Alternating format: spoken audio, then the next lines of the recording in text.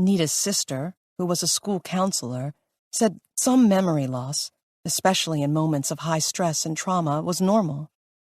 Nita had asked Scott if he had any gaps in his memory, but he'd shaken his head. She'd asked him if he wanted to speak to her sister, and again, he'd shaken his head. The only things he hadn't refused were the television interviews. There were too many of them. It wasn't healthy for him to do so much. He needed to rest, to heal, to spend time with his family and friends.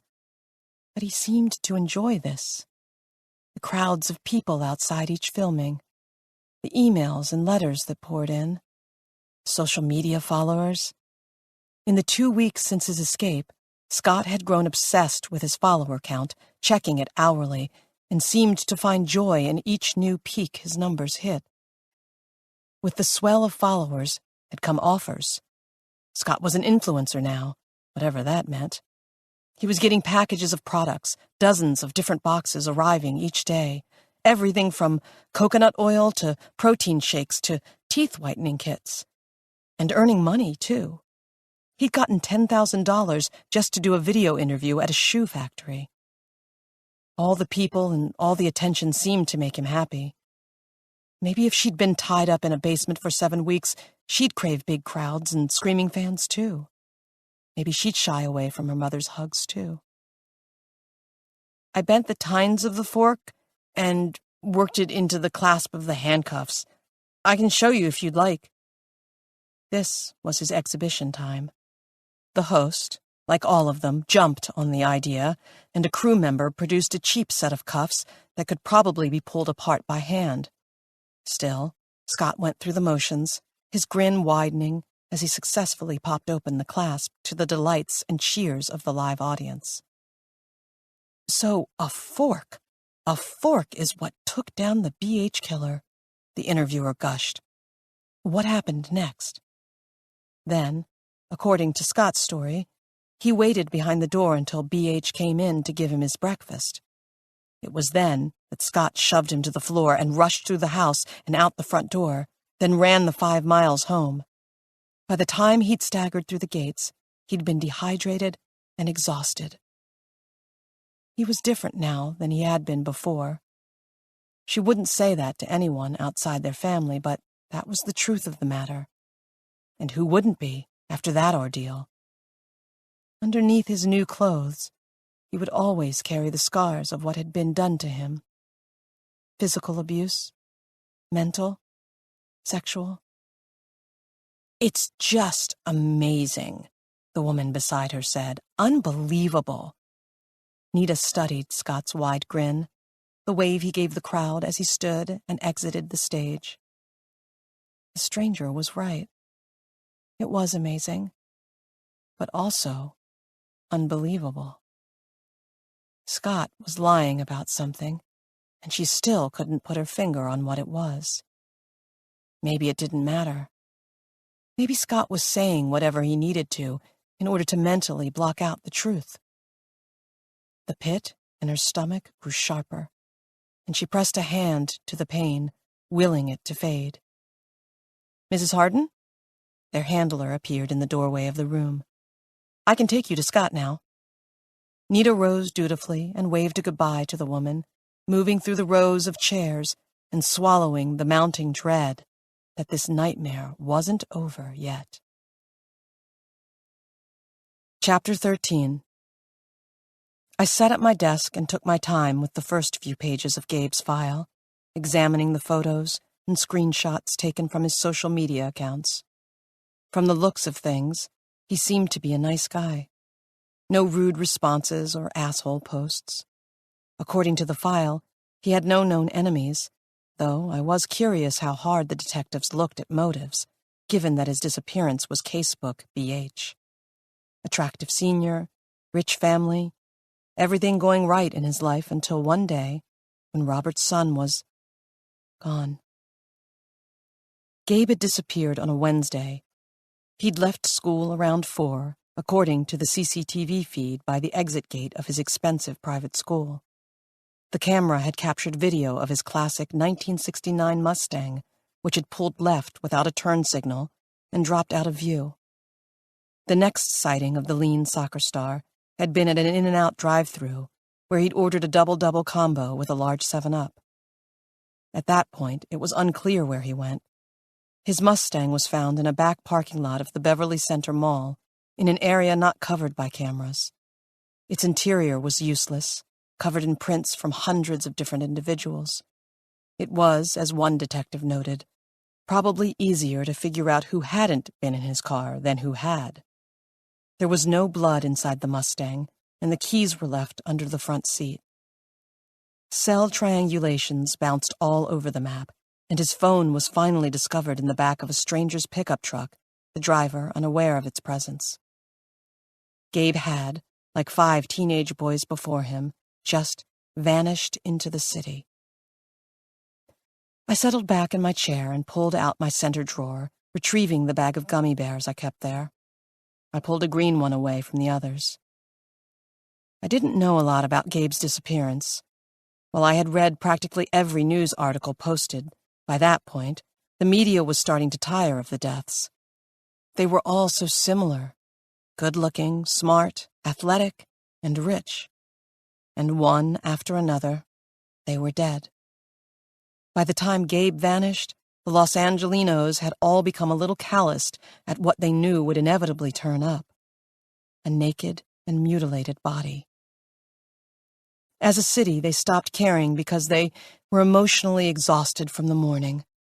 They started to look the other way, grew blind to missing person posters, and bored with the huge rewards and tearful pleas from the families. I sucked on a red gummy bear. The city and media may have grown bored, but I never had. I'd devoured everything about the murders. Settling back in my chair, I turned the page, surprised to find that its focus was on Gabe's family.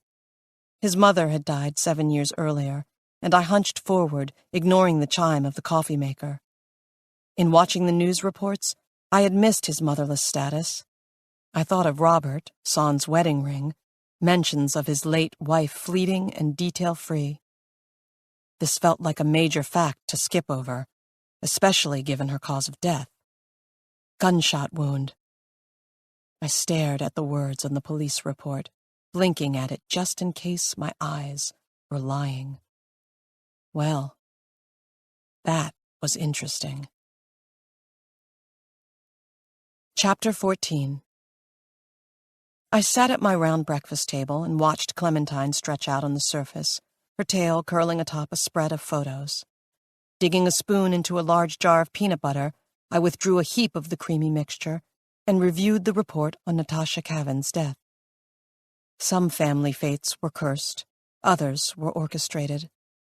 The chances of Robert Kavin losing both a son and a wife reeked of suspicion, and I could see the evidence of it in these pages. Page after page of detailed notes from the detectives. Multiple interviews with Robert. A transfer of the wife's file out of cold case and back into active. Natasha Kavin had been pretty.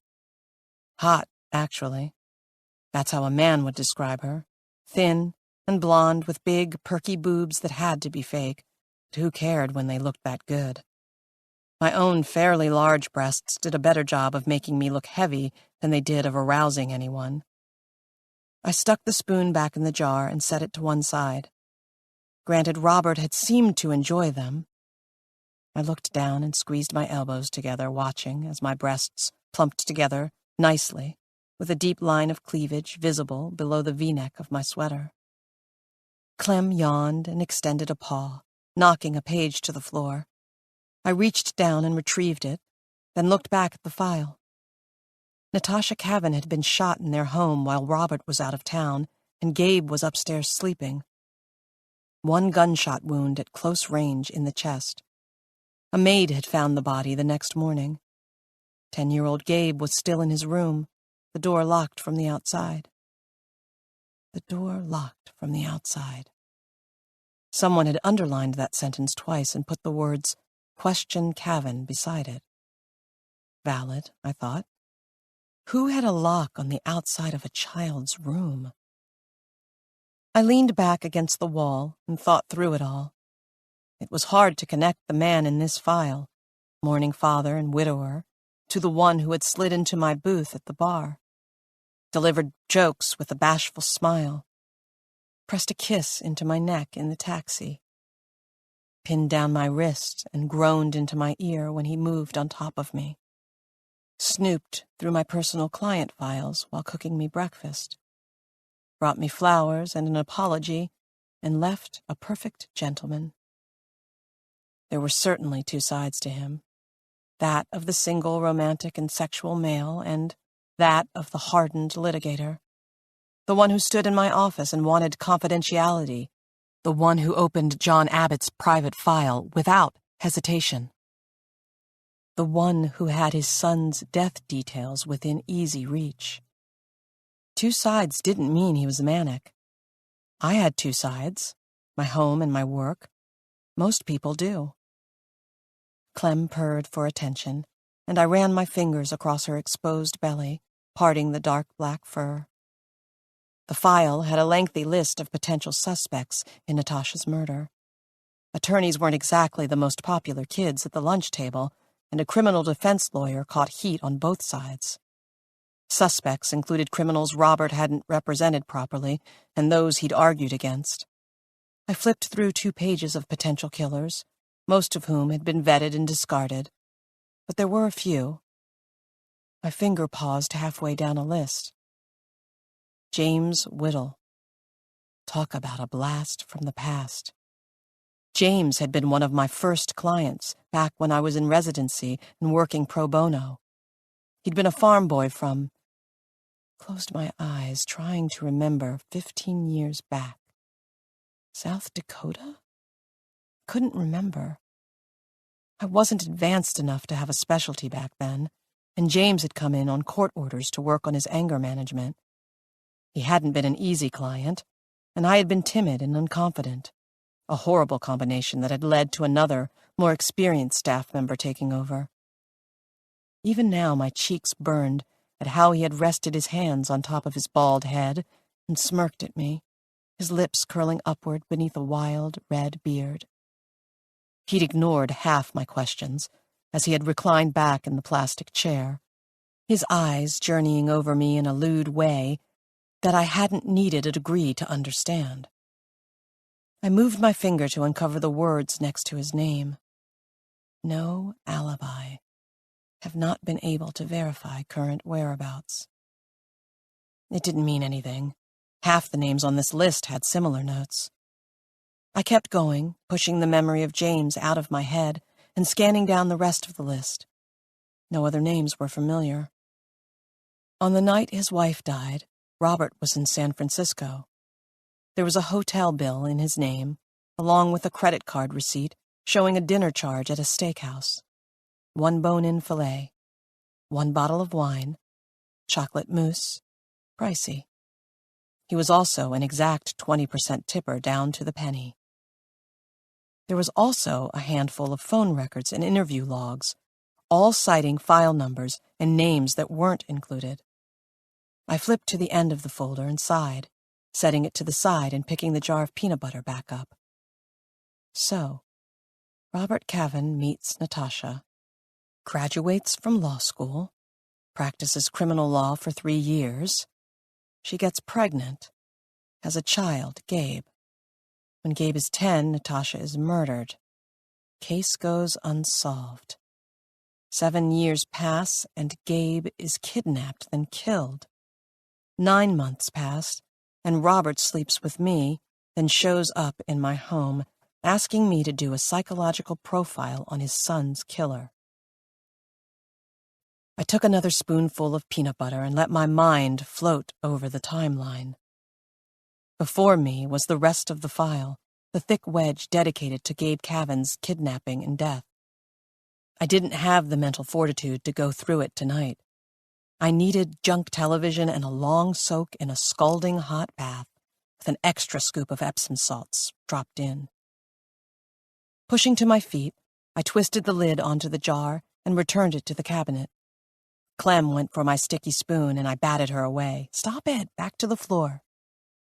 I took the spoon to the sink and was washing it off when I heard the faint chime of my cell phone. Returning to the table, I opened the text message from Jacob. The receptionist rarely contacted me outside office hours, so I steeled myself, expecting a note that he wouldn't be able to work in the morning. "Did you see this?" The note was followed by a link to a news article. I tapped on it, opening the page. Bloody heart suspect lawyers up. Randall Thompson's legal woes have been solved, and the source may surprise you. The man arrested for 6 murders in the Los Angeles area is now represented by Robert Kavin, criminal litigator, and, wait for it, the father of the Bloody Heart Killer's 6th victim, Gabe Kavin. Robert Kavin's courtroom record is impressive, as are his legal fees. So, how is this high school teacher able to afford his $400 hourly rate? He can't, which is why Robert Kavin is representing him pro bono. If you're scratching your head over this arrangement, you aren't alone. We tracked down the high-powered attorney to get some answers. "I'm representing Randall because I believe in his innocence," Kavin said. "Trust me when I say that I want justice for my son's death.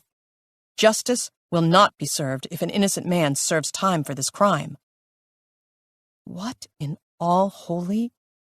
I scrolled back up to the top of the article and read it again, then opened a fresh browser window and did a search for Randall Thompson's attorney, hoping the first article was a spoof. It wasn't. There were dozens of articles, all posted within the last couple of hours. Robert was representing Thompson. My psychological profile. It would be used by the defense, not the prosecution. I turned the information over, examining it from all sides. There was no logical reason for Robert to protect the man who'd killed his son. Not to mention this would turn into a giant legal tangle with mistrial and appeal stamped all over it. I looked at the file, the open folder mocking me from its innocent place on the table. Gabe Kavin's grisly details in reach. What was his father's game? And why was he pulling me into it? Chapter 15. Robert's first meeting with Randall Thompson was supervised by 4 guards and lasted less than 10 minutes. An offer of representation was extended, paperwork was signed, and the men parted ways. Robert dipped into his Mercedes, headed toward Beverly Hills. Randall shuffled back to his private cell, his ankle shackles clanking as he moved down the wide hall. Now, with the appropriate permissions and protections in place, Robert returned to the men's central jail. He moved through security and intake and waited for Randall Thompson in one of the private meeting rooms, his seat separated from Randall's by 2-inch thick glass. Seated at a small card table, he used the valuable time to fix the date on his watch. Randall was considered a high-risk inmate and would be housed in solitary confinement until his trial. Solitary confinement was a blessing for someone like him. The general population welcomed violent pedophiles with a unique brand of gusto. The door opened, and 2 uniforms ushered in Randall, who took the lone seat with a heavy sigh. "When you're done, just bang on the door," the guard said. "This room is private?" Robert confirmed. "We'll be watching you through the glass, but there's no cameras or mics." Robert nodded. "Thank you." "You've got an hour." The guard shut the door behind him with a firm click. The science teacher, who was looking at a minimum of 3 life terms, surveyed Robert with distrust. "You again." "Me again." He unlocked his tablet. "We need to go over the initial details of your case." Randall leaned forward and ran his hands over his white beard. "I'd like to get out of here and go home. I have a dog. I need someone to check on him. The local pet rescue has your dog. They'll keep it there until you're sentenced or released. If you're sentenced, they'll put it up for adoption.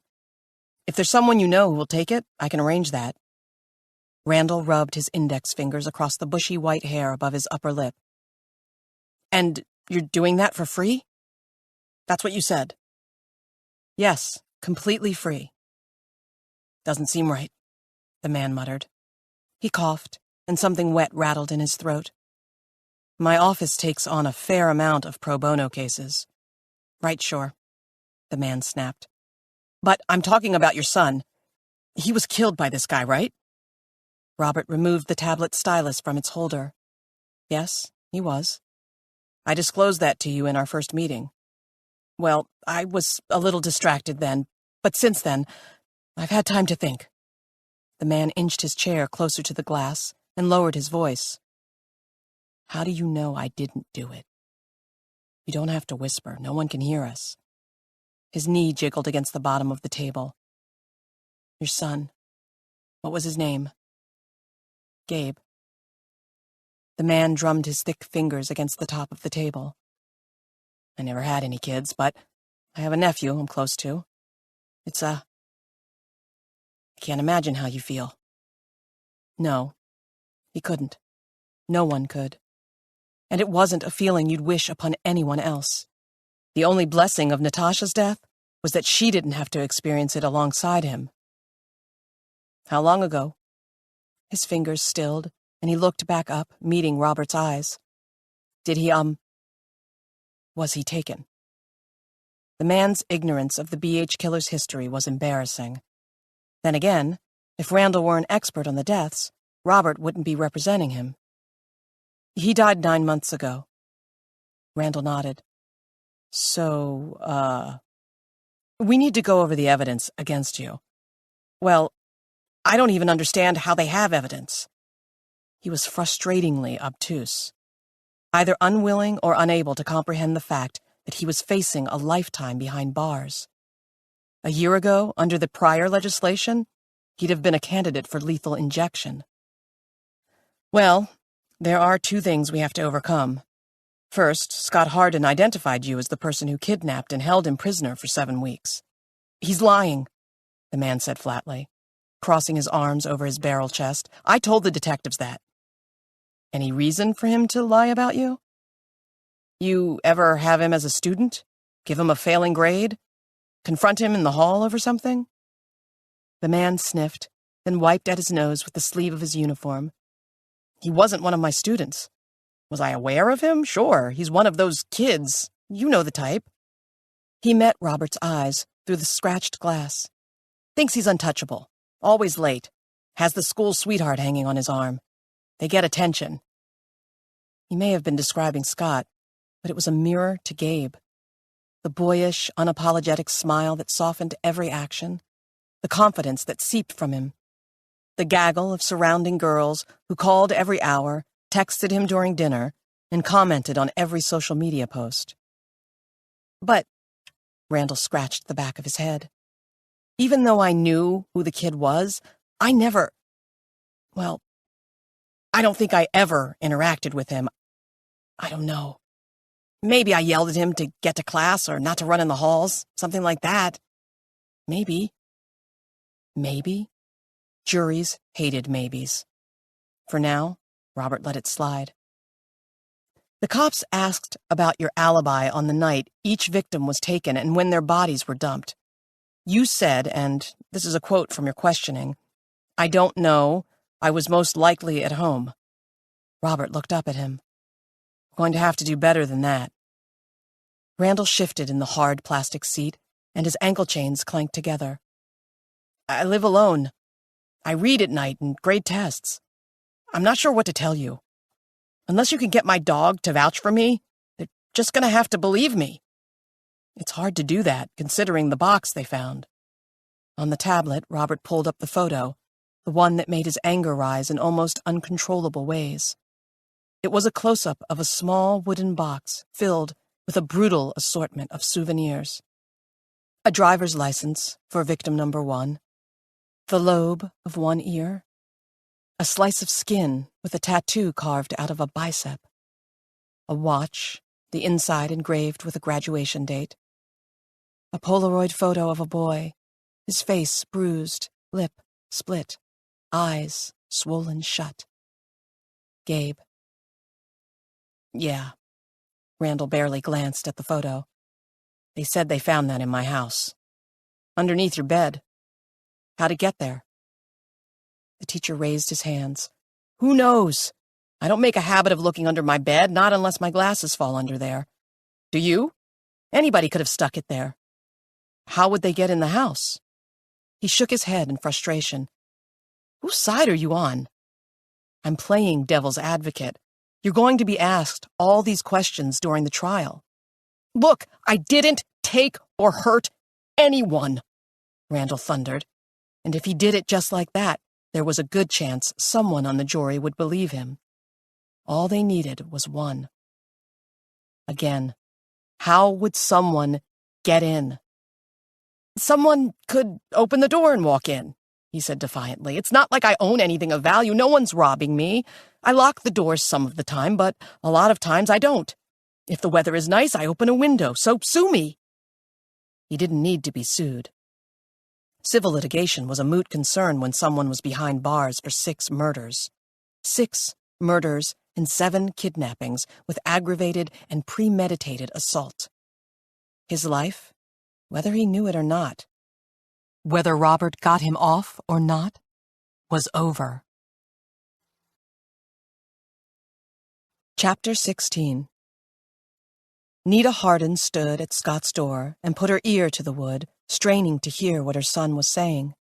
She couldn't catch it. It was too low, quiet, almost a whisper. Scott never whispered. He blared loud music, crowed out his sentences, whooped and hollered when he leveled up or won some game, but he never whispered. She knocked quietly on the door, and he fell silent. Scott? She called out. There was the shuffle of items, steps on the wood floor. Then he was opening the door and peering at her through the thin crack. Yeah? Are you okay? I thought I heard someone talking. It's just videos I'm watching on my phone. He gave her a shy smile. It's late, Mom. Go to bed. He was right. It was almost 2. A couple of weeks ago, she'd have taken a sleeping pill and be drooling on her pillow, her body tucked against George's. But in this new reality, with her son back, she couldn't sleep until his light was off. The sounds of quiet snores coming from underneath his door, and that didn't seem to happen until 3 or 4 in the morning. Okay, she said reluctantly, wishing he would open the door and let her in. Since when did he crack the door like this? What was he hiding in there? Normally, she would have suspected it was a girl, but ever since he got home, none of the girls had been around. Neither, come to think about it, had any of his friends. He used to have so many friends. Maybe that's why the house still felt empty. She kept waiting for it to come back to life. It used to be so full of activity and noise. She would trip over Scott's baseball bag, left carelessly in the kitchen, grumble over his books on the counter, the empty soda cans littering every surface in the media room, and the open bags of chips attracting ants in the pantry. And oh, the kids. It had been normal for her to wake up on Sunday morning to find a half-dozen of them zonked out in her living room. That Ralph kid had spent 2 months in their guest room, and the entire football and baseball teams seemed to have their gate code and the green light to help themselves to anything in their fridge, including the beer. Where had they all gone? Those first few days, they had all called and stopped by, but Scott had begged off seeing them. He'd said he was busy and tired, and she had let it go because, of course, he wouldn't feel like seeing anyone right after all that. But what about now? It had been 2 weeks, and Scott felt fine enough to go in front of TV cameras or chat with new followers on social media, yet he hadn't returned a single message from his real friends. George kept telling her to mind her own business, and maybe he was right. So what if Scott was being distant? He was home, and he was safe. She was looking for problems instead of counting her blessings. She said goodnight and headed down the stairs to the bedroom she shared with George, vowing not to think about it anymore. But Scott had been talking to someone. She knew it. Even with the heavy door between them, even with his voice muffled, she would swear that he'd been begging someone to call him back. Chapter 17. In my last decade of counseling, I'd given out over 1,000 business cards. Never had any been such a pain as this one. I stared down at the business card from John Abbott's wallet, which had made it back onto my desk, still in its evidence bag. Underneath it, and without a protective sleeve, was the one thing I really hated to see. A warrant. "What's with the coffee? It's got mint in it?" Detective Sachs peered down into a pale blue mug, which must have been poured by Jacob. "If it's from the lobby, yes. You can dump it out if you don't like it." I flipped over the top page of the warrant and scanned the appropriate sections, hoping for a miracle in the short and precise descriptions. According to the warrant, I was required to answer questions about Mr. Abbott's state of mind and any criminal activity I was aware of, but I didn't have to surrender his client file. Thank God. "Nah, it's fine. Not bad, actually." He pulled one of my chairs loose of its cluster and faced it toward my desk. "You can keep that warrant. It's your copy." "Thanks," I said smartly. He sat down and opened his notepad. "We've been looking a little more closely into John Abbott." He glanced at me. "Interesting guy." "In what way?" He grinned. "Come on now, Doc. Let's not play games. I got your warrant. Now let's talk openly, okay? I got a lot of bad guys out there I still need to catch." Yes, and I had a business I needed to protect. If Brooke Abbott's family sued me for negligence, I could be ruined, both financially and professionally. "I don't want to play games," I said, "but you can't make a random observation and just expect me to gush information. Ask me a question and I'll answer it." His expression soured. "We have 3 Peeping Tom reports that were filed against Mr. Abbott. What can you tell me about his sexual perversions?" What? If it was possible for a jaw to drop open, mine did. 12 months of sessions, and this was an absolute surprise. "Who was he spying on?" "Various wealthy women. Was caught on security cameras most of the time. Are you telling me you didn't know anything about this?" I raised my hands in innocence. I'd swear to it in court. And, to be honest, it shocks me. I paused, not wanting to violate John's privacy any more than I had to. "What?" "Are you certain it was him?" 3 separate reports from 3 different women over 7 years?" He nodded. "Yeah. Why?" I grimaced. It just doesn't match his personality type. John was a very precise, organized individual. He thought things through, sometimes obsessively. And sexually? First of all, this warrant is focused on the deaths of Brooke and John Abbott, so I don't see how an outside sexual obsession or deviance would be relevant. But I don't mind answering the question, because the answer is simple. John Abbott didn't have sexual perversions, as you put it. At least none that he shared with me. Never hit on you? Never said anything inappropriate? Made you feel uncomfortable? I shook my head. I'm shocked that he was stalking women. If anything, his focus was completely on his wife. He was practically asexual toward me. Did you ever feel unsafe around him? Get the sense he was taking an unnatural interest in your personal life? Absolutely not. So, no sexual perversions. He eyed me as if he didn't believe it. I spread my hands in ignorance. Not that I had any knowledge or hint of. I kept my voice mild, and the rest of my opinion to myself. In John's continual suspicions of his wife and other men, I'd often suspected a latent homo or bisexuality, but that was pure speculation on my part and would never hold up in court. It would be both easy and reckless to say that a man who wanted to kill his wife was doing so out of a growing frustration of his own inability to be attracted to or sexually perform with her. To share that hypothesis now would do a disservice to John, as well as Detective Sachs's investigation, which still seemed muddy in scope and focus. I dipped a toe into dangerous waters. What exactly are you investigating? He studied me. I'm not entirely sure. Something's off. With the scene in the kitchen, with him receiving psychological treatment, And then the other stuff. I frowned. What other stuff? He shrugged, and it was his turn to skirt the question. I've got one last question, at least for now. Here it was. The moment it would all fall apart. The beginning of the end. I forced myself not to stiffen or flinch. Last time I was here, I asked if I should look at this as anything other than a suicide. He glanced at me, and you said, and I quote, "Not that I'm aware of." I nodded. Right? You'd still stand by that statement? Of course.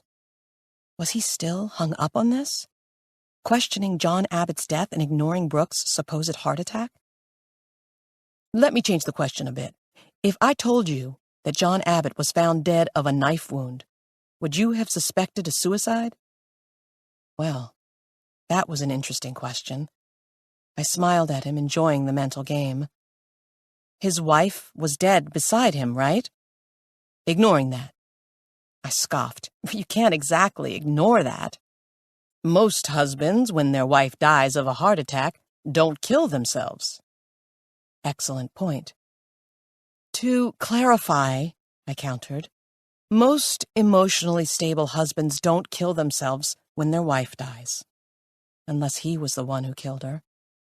But John Abbott wasn't emotionally stable. I'm not saying he was a sexual predator, I hastened to clarify, but he wasn't emotionally... I paused. Maybe stable isn't the right word. Let me return to your question. If you told me that John Abbott was found dead of a knife wound, my first inclination would be what anyone's would be, that someone stabbed him. I leaned forward. But if you told me that Brooke Abbott died first, I would immediately suspect suicide, 100% without hesitation. I leaned forward and put my forearms on my desk, appreciating the hypothetical exercise. For one, because what scenario could exist? Brooke died, and then a random person showed up and murdered John? I made a skeptical face. Not likely. But also, and what you should really care about, I chose my next words carefully, is that John had an unhealthy emotional connection with Brooke. Her death would affect him differently than a normal husband. I agree the standard response for a husband wouldn't be to kill himself. But with John? I sat back in the chair. Absolutely likely. Huh. All that brilliant insight, that complex chess game of words and delivery, and he responded with a word that was one step above a grunt. Not that I expected a standing ovation and a round of cheers, but come on. Let me toss something crazy in your lap. He set down the coffee cup. I waited, my pulse spiking. Brooke kills John, then has a heart attack. I let out an awkward laugh. No. No? He raised one dark brow. No. I shook my head and paused, making sure that the knee-jerk reaction was valid. Was it possible that John told her about his dark fantasies? Or he tried to kill her and she fought back and killed him in self-defense? It was a mild possibility, but faint in the face of the much more certain truth. John had poisoned her and then killed himself. And there was no way I would allow them to drag a dead Brooke Abbott's name through the mud. I'd break John's confidence and risk my own reputation if need be. I shook my head. Absolutely not. Okay. He rose. Like I said, it was just a crazy theory. Thanks. I'll be back in touch if I have any more questions. I plucked up my business card, still in the plastic baggie, and held it out to him. Here. He took it, then extended his hand. Thank you for your time, Dr. Moore. Any time. I watched him exit and silently begged him not to come back. Chapter 18. Something's different about you. Meredith studied me over the Thai restaurant menu. I cut my hair. I flipped the giant laminated board over. I don't even know what half of this stuff is. Oh, just get the shrimp fried rice. She sat back as a bowl of steamed pork dumplings was delivered, then rattled off her order to the waitress. I followed suit, then watched as the waitress retreated. I wanted to get bangs, but chickened out and did something different with the layers. It's not your hair that's different. It's your aura. I swallowed the urge to tell her what I thought of her New Age bullshit. That might work on Calabasas housewives, but if I told any of my clients to rub a positivity rock, I'd get laughed out of practice in a week. I'm serious. What's wrong? I'm a little stressed, I managed. Over your dead wife killer? She tapped a trio of faux sweetener packets against her palm. I glanced around the outdoor courtyard, making sure no one was in earshot. Easy, Meredith. No one's listening. She waved off my concern. Talk to me. Are you still feeling guilt over the suicide? Yes, but that's not the main source of it. I watched a couple rise from their seats. I'm doing a psych profile for a new client. She plucked up a dumpling and dipped it into the sauce. Prosecution or defense? Defense. I walked her through Robert's initial request of my services, leaving out our drunken night of passion. Meredith's eyes widened as I moved through the story. Hold up.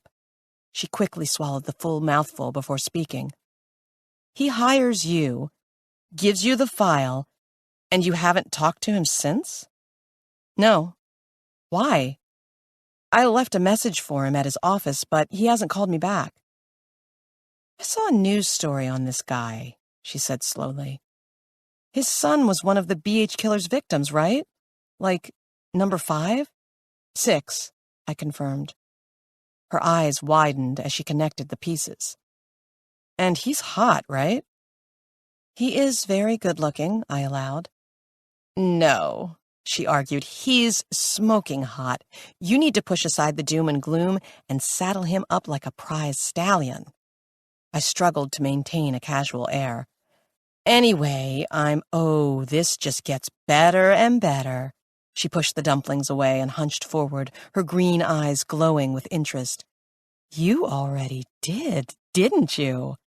I did not saddle him up and ride him like a prize stallion, I said wryly. It was more like an arthritic grandma on the tilt-a-whirl.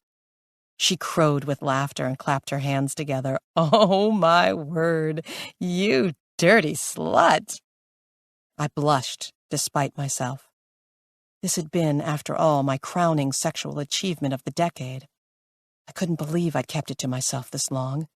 Meredith normally sniffed out an indiscretion the minute someone's panties hit the ground. So it's not stress, she said, picking her chopsticks back up. It's the glow of sexual satisfaction. Unless it was a disappointment. She glanced at me for confirmation. I colored, trying not to think of the sexual peaks the night had delivered. Very satisfying, I assured her. But I think it's still stress. I haven't had a solid night's sleep in weeks. Her response was cut off by her phone. As she answered the call, I lifted the tea kettle and poured myself a small cup. It was a little annoying that I hadn't heard from Robert.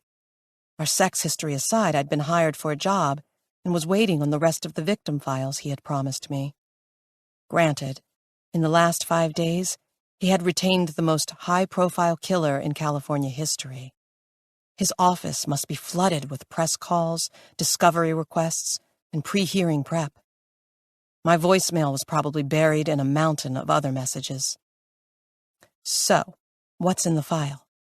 Meredith ended her call and moved on from my sexual exploits as easily as she did the dumplings. Have you started the psychological profile yet? I don't have enough to go on. I need to see all the victims' files, which I should be able to get. No wonder he'd been so confident about getting them. He'd have a mountain of information if he'd secured Randall Thompson as a client. Girl, that's like gold for you. The bloody heart files? I know, 6 murders, I smiled. Try not to look so gleeful about it. I shrugged. It was exciting, especially since he was behind bars. I said as much, and she nodded slowly, something clearly on her mind. Why do you think he's representing him? I mean, I watched the news bit. You believe what he says? That he thinks Randall is innocent? It was the question of the hour, and I sighed. I don't know.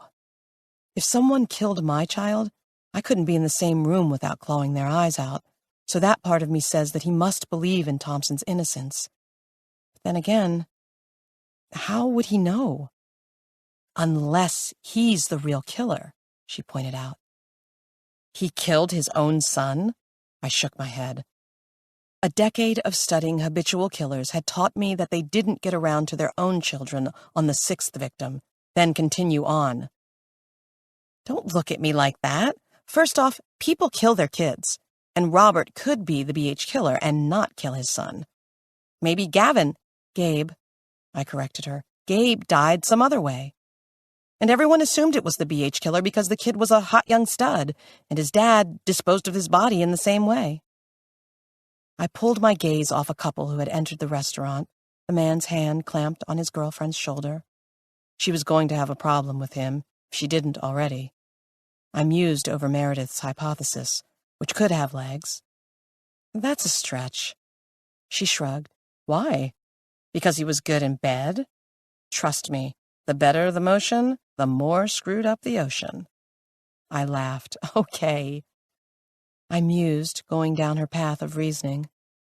So, you're saying that Gabe Kavin dies from some other cause, and Robert Kavin is the real BH killer, but Scott Hardin points the finger at Randall Thompson for some reason, and then Robert Kavin defends him because he may kill teenagers for a hobby, but he has a conscience and doesn't want an innocent man to go down for his crimes? Or he killed his son, staged it to look like the BH killer, though that would have required him to hold him prisoner for over a month. She frowned. Okay, so there are a few gaps in the logic, she allowed. Lots of gaps in the logic. Pretty much no logic at all. I moved my tea to the side as our entrees arrived. For the next half hour we ate, discussed bad TV and industry politics, and didn't mention dead teenagers at all. It was a nice reprieve, one that ended as soon as I stepped from the restaurant and glanced at my phone. I had a missed call and a voicemail. Robert Kavin had finally called me back. Chapter 19. The voicemail had been from Robert's secretary, who requested that I meet with him the following morning at the ungodly hour of 7 a.m. I returned her call with a stiff refusal in place, then yielded at her dignified and maternal tone, and agreed to a 7:30 a.m. meeting. After another fitful night, I paired a conservative high-neck wrap dress with my tallest heels and spent an extra 10 minutes wrestling my thick hair into a French twist. I made quick time to Beverly Hills and entered the sleek and intimidating entrance of Robert's building 15 minutes early. After riding up in the elevator, I exited to find a statuesque older woman waiting for me at the entrance to Cluster and Kavin. Dr. Moore, she said warmly, Robert is expecting you in our conference room. Robert was seated at the far end of a long table, his cell to his ear, his gaze immediately latching on to me. He didn't smile, didn't react, and I placed my purse in the first seat, then sat in the second. I crossed my legs, and this time his attention traveled down the length of them and lingered. I could feel the heat of his gaze as it caressed its way down my calf and around my ankle. I folded my arms over my chest and adopted an aloof air. Despite our history, we were in a business relationship, which drew a very clear line in the sand in the eyes of my profession and his. He ended the call. In case you haven't heard, I'm now representing Randall Thompson. I have copies of the remaining 6 case files available for your review, including Scott Hardin's. Are you done with Gabe's? And just like that, he skipped past the elephant in the room. I considered the evasion and decided to let it slide for the meantime. I am. I reached over and pulled the file from my purse. Your wife's was in there also. And? His face was blank, and I realized he would be held to face at a poker table. I reviewed it. I expected you would. He rose from his chair and walked down the length of the table until he was at my seat. He rested his weight against the table. You look tired. I grimaced, annoyed with myself for putting extra effort in my appearance this morning. Thanks. I didn't mean it as an insult. His voice deepened a little, and I was reminded of when he had leaned into me in the cab, his chest warm, cologne faint, voice husky. He'd kissed the side of my neck, and I had been instantly done for. I forced the memory away. Well, I am tired. Meetings at the crack of dawn will do that to you. The edge of his mouth twitched, but the smile didn't break. Picking up Gabe's file, he slowly flipped through it, verifying its contents. He looked at me over the top of the file. Any insight? I gave him my honest opinion. Given the loss you've experienced, I'm not sure I'd be able to function if I were you. He looked down at the file, then slowly placed it on the surface beside him. Work, Dr. Moore, has been the only thing that has kept me functioning. His attention returned to me, and there was no confusing the look in his eyes. Work and a few rare distractions. I didn't trust myself to speak. I'd never been tempted by a client before, but this was new and dangerous territory. We already knew how our bodies fit together, knew the sound of our pants, the groans of our orgasms, the rough yet tender heartbeat between our bodies. In a normal scenario, he'd be stepping closer, and I would be leaning in, yielding to him, surrendering. Instead, I cleared my throat and circled back to the elephant. Why are you defending Randall Thompson? He gripped the edge of the table. I believe he's innocent. Why? That's what I need you to prove. He nodded to the folder. Other than concern for my psychological well-being, do you have any insights into Gabe's killer? You're not answering the question. I'm not asking how you're going to convince a jury of his innocence. I'm questioning why you believe it. I read people for a living, Dr. Moore, much like you do. He smiled, but the gesture didn't reach his eyes. No, I shook my head. You manipulate people for a living. Manipulation to fit and believe your narrative. You play with emotions and sometimes facts. He chuckled. Well, you have a low opinion of lawyers. Fine. I'm used to that. To be honest, shrinks aren't my favorite people in the world either. I'll do my job, you do yours. Right now, you're the one avoiding my questions. What do you know about my son's killer? His voice was steel, and maybe he was right. I'd sat here for 10 minutes and hadn't told him anything. I had theories, but it was hard to be secure in anything when you were just looking at 1/6 of the evidence. I need to see the other files, identify patterns. I don't know much now other than that he's smart and patient. Someone who plans things out and doesn't act on impulse. A new thought occurred to me, one I should have considered as soon as I heard about his role on the defense. Are you going to put me on the stand? It depends on what you think after seeing the evidence. If your conclusions match my suspicions, then yes. His eye contact was a drug, one that stayed with me longer than was appropriate. And if I think that Randall Thompson is guilty? He let out a half laugh, and if there was a joke, I had missed it. I won't put you on the stand if you think he's guilty. He pushed Gabe's file back toward me. Keep this. I'll send over copies of the rest. Once you have a chance to review them, I'll set up an interview with you and Randall. He stood, and the material of his suit pants brushed against my bare knees as he passed. I rose and turned to face him. Why me? He paused. That's the second time you've asked me that. The last time I asked, it was with the understanding that you wanted a psychological profile on your son's killer. This is something else, something bigger. You could be fighting to free a killer. Lives are at stake. My son's life was at stake, and I will spend every day I am breathing on this earth to make sure that anyone who could have prevented or who caused his death answers for what they did. He glowered at me with a look so hateful, I took a step back. We slept together, I reminded him. A cross-examiner could use that to discredit my testimony.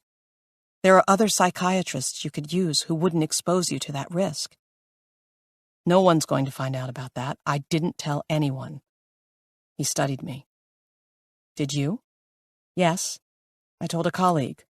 I flushed, embarrassed by the admission. You trust them? I do. He shrugged. Then we're fine. We weren't fine. This wasn't right. This was a broken equation. Him defending Randall. Gabe only dead 9 months. Me battling attraction while digging through the most intimate details of his life. We were a wrecked car, barreling down the highway without lights, our steering locked into place. I could put a seatbelt on. I could reach out and jab the hazard lights on. But I couldn't turn off the car, and I couldn't seem to open the door and fling myself out. There was calamity ahead. I just had no idea what it would look like. Chapter 20. Scott was halfway onto the side porch when Nita spotted him carefully pulling the door closed, his hand keeping it from hitting against the frame. "Scott?" she called. A guilty look flitted across his face. Just as quickly, it was replaced with a bored teenage stare. "Hey, where are you going?" "Just for a drive. Thought I'd go by the school." Beverly High. The scene of his abduction. The private school where he no longer attended classes, his assignments now delivered each week with offers of tutoring and special assistance steeped in apologetic guilt. One of their own was responsible for this. The man who ate donuts in the faculty break room had pressed lit cigarettes into her son's ribs. He had forced objects into him. He had tied him down, naked on his bed, for days at a time. "I'll drive you," Nita offered, looping her purse over her shoulder and pulling the door open so she could squeeze through. "Oh, no. You said Susan was coming over." He blocked her path. "I don't need to be here for that." She waved off the concern. Susan had been cleaning their home for the better part of a decade. She could figure out what to focus on without Nita's help, though Nita did make a mental note to text her a reminder to dust the fan blades in the loft. "Mom, I can drive myself." Scott held up his truck keys, which she would have sworn were locked in their safe. "The battery isn't charged," she protested. "You haven't driven it in months." "Dad put in a new one yesterday." Damn George. He knew she didn't want Scott driving. She wasn't ready for this, couldn't stand to watch him drive away and potentially never come back. "I need to go by the grocery store anyway." She elbowed her way through the door. "I'm making fruit pizza tonight. The one you like, with the strawberries and mangoes. We can swing by the grocery store after we go to the school." "Mom, stop." She met his eyes and silently pleaded with him to let her come. He didn't have to go to the school. He could go next week, or the next. She needed just a few more days to conquer the fear that was closing its fist around her heart. "I love you, but I need to get out of this house and be normal for a few hours, okay? I don't need a chaperone." "Promise me you won't get out of the truck," she said desperately. "Just drive around, and if you get a flat tire or break down, I won't." He carefully steered her back inside. "I'll be back in a couple of hours." 1 hour, she countered. "The school's 10 minutes away. 1 hour is plenty." He groaned. "Fine. I love you." He grinned, and it was almost like it used to be. "You too, Ma." She watched as he turned and strode toward their garage, the far door lifting to reveal his truck. They should have gotten him the Volvo sedan. 5 stars on every single safety rating. It wasn't too late. She was looking at them just yesterday. His truck was a rollover waiting to happen. Those giant tires? The center of gravity was dangerous. The visibility was horrible, and he played the radio way too loud. It wasn't safe, having the music that loud. He couldn't hear a horn or if someone shouted out a warning. The noisy diesel engine rumbled to life, and she wondered if George had put gas in it. Stations in this area were safe, but if he took a scenic route home and stopped in a questionable area... Stop fretting. George came up behind her and wrapped an arm around her waist. I know that look on your face. She stayed in place, watching as Scott's truck pulled forward. I can't believe you put a new battery in his truck. He can't be out there driving all by himself. Would you rather him sneak out and then get stuck somewhere with a dead battery? He asked gruffly. Nita, you've got to trust that he's going to be okay. She pulled out of his arms and headed for her study, quickening her pace as Scott's truck rumbled down their drive. Nita, George called.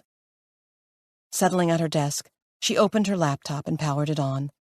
Pulling her hair into a tight ponytail, she watched the screen with impatience, then opened a web browser and logged in on a tracking software's website. Blue, red, and green dots appeared on the map, and she let out a sigh of relief. There was a tracking device in Scott's truck and an app installed on his phone. The phone was a new one, purchased after his return, the original uselessly left in his football bag on the night of his abduction. She had spared no expense with the replacement phone or the tracking discs that were now affixed to the soles of his favorite shoes, underneath the seat of his bike and in his backpack and wallet. She would not lose him again. Counting slowly to 10 and inhaling deeply to relax her tension, she watched the cluster of dots as it moved down their street in the direction of the high school. 1 hour was manageable. She could watch him from here, call the police if anything happened, and take enough Xanax upon his return to drown this stressful event in a sea of pharmaceutical bliss. Nita? George appeared in the open doorway of the office. He had been at his mistress's apartment that morning that Scott had returned home. She had dealt with their son's disappearance by falling apart. George had weathered it by falling into someone else's arms. She didn't blame him for it. Someone had needed to keep their life running, keep the money coming in, the bills paid, the staff maintained, and he had done all that. And ever since Scott had come home, George had been right by her side. No scent of another woman on his clothing, no mysterious errands that took him out in the middle of the night. Let's go sit in the garden. It's beautiful outside. I can't. She clicked a button to switch to satellite view, and a pinwheel slowly turned in the center. He'll be fine. He's just... Why, George? She looked at him. Why will he be fine? Because he's a grown man? Guess what? He was still taken. Because he's in a nice area? So was his school. Randall Thompson was arrested, he said gently. He's in jail. Scott is safe. What a stupid statement. Scott was not safe, and the most maddening thing about it was that she didn't have any way to protect him. He wasn't safe here in the house. He wasn't safe out there, and life had been so much easier when she was blissfully unaware of that. George mumbled something, then left, the office falling silent as she watched the satellite image fill the screen. The dots had moved, and she zoomed in. Her eyes narrowed. Why was he driving south on Santa Monica? The school was in the opposite direction. She started to call him, but stopped herself. While Scott was aware of her paranoia and fears, he would freak out at the idea that she was tracking his movements. Instead, she checked his phone through the software. Battery full, location services on. He'll be fine, she told herself. He was driving around. He didn't have a good reason to go by the school anyway. He was probably heading to that burger drive-thru, the one past Westwood Boulevard. Kicking off her wedge heels, she put her bare feet on the small footstool she kept underneath her desk and forced herself to let go of the death grip she had on her mouse. Her worry was unhealthy. That was what George and her therapist said. Her obsession with what-ifs and dangers was emotionally depleting her. Plus, according to Nan Singletary, who had become a visualization guru after watching a Netflix documentary, continually envisioning and expecting something risked bringing that event about. Hearing that, Nita had promptly cut off contact with Nan because now it was impossible not to think of all the dangers facing Scott, and she wasn't about to feel guilty for potentially triggering a future event with her thoughts. Scott's journey continued as he moved in an odd path south, then east. Nita watched as he drove down Sepulveda, then Venice, then turned onto a residential side street, where he finally curved around and came to a stop about halfway down the block. She stared at the blinking dots, expecting the phone to separate from the truck as Scott left the vehicle. The dots stayed in place. A minute passed, then 2. She glanced at the clock, noting the time. Maybe he'd stopped to return a text. Maybe to call her. Maybe to flip through the GPS and figure out where he was and how to get back to home. She let out a slow, controlled breath. This was no reason to panic, she reminded herself. If he sat there long enough, she could always call him. The green dot turned purple, and she frowned, hovering over it to see what the change was. Location services disabled during call. He was on the phone. A burst of relief hit her. He was on the phone, and he'd pulled over to be safe. For years, she'd been telling him not to drive and talk on the phone, but had always assumed the advice had been ignored, especially since both she and George frequently bucked the rule. The purple dot turned green again, then moved, separating itself from the others, as Scott's phone moved away from the truck. The dot moved in an erratic fashion to the left, then right on the street, almost as if he were pacing. It was still for a long moment, then returned to the truck. She frowned, then switched screens, pulling up his cell phone records. Today's activity was sadly empty, except for the most recent call to an unfamiliar number with a call duration of less than a minute. She considered calling the number, but opted to put it in the search engine first. As the results loaded, his truck finally moved, the group of dots pulling a U-turn in the middle of the residential street. This was odd. The number was for a San Diego real estate company. Seized by a sudden burst of insight, she searched for the addresses near his parked location. Sure enough, one across the street from his parking spot. 22 Terrace Drive was one of their listings. Scott must have seen their sign in the yard and called. She nodded, feeling a burst of triumph for putting so much of this together. Except, why? Was this a random drive that had sparked a curious call? Or was Scott looking to buy a house? The second option seemed absurd. He was 17 and, if she had any input into it, would live under their roof for another 3 or 4 years at minimum. And he didn't have a job. He certainly would never be approved for a mortgage, not without her or George signing on. Okay, so a random drive-by was the only solution, though the theory had its own plot holes.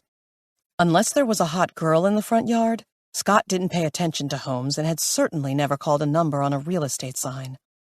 She glanced at the tracking software, her son's truck following a return route back to her house. Here. George stepped into the office, a chilled glass of wine in hand. He came around her desk, and she closed the window before he could see the screen. He held out the flute, and she took it with a grateful smile. Thank you. She took a sip. I'm sorry for going behind your back with Scott's truck. Just tell me you put gas in it. I did. He gave her shoulder a reassuring squeeze. He'll be okay, Nita. She nodded and let him put his arm around her. He didn't need to know about the realtor call. Not now. Not until she could figure out what was really going on with their son. Chapter 21. I had spent 2 days immersed in the files, surrounded by death. Randall Thompson, if he was the Bloody Heart Killer, had killed 6 boys. 6 deaths and 1 escape. My job was to do an independent assessment based on the information I had about BH, which meant discarding anything I knew about Randall Thompson and approaching the file without bias. It should be easy given how much information I had at my disposal. Full case files on each crime? I hadn't had this much data since my doctoral days. I stood in my office and stared at the wall between my office and Meredith's. The 2 framed prints had been taken down and leaned against the love seat, giving me a large landscape to work with. I'd used a piece of chalk and divided the dark green wall into 3 columns, each about 6 feet wide. The first column was labeled crime scenes. The second was labeled victims. The third was possible suspects. I stared at the interior of each column. Every serial killer is fed by a reason. Some can't handle their violent impulses.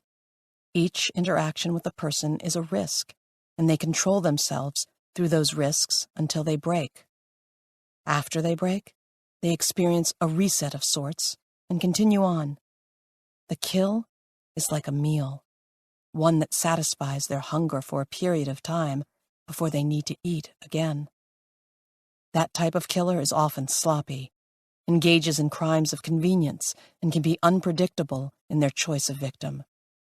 Others are sociopaths who see other people as dispensable. Killing isn't done for enjoyment, but as a solution. If a person is in the way or causing an annoyance in their lives, they handle them the same way they'd handle a mosquito. Kill it, flick it to the side, and move on.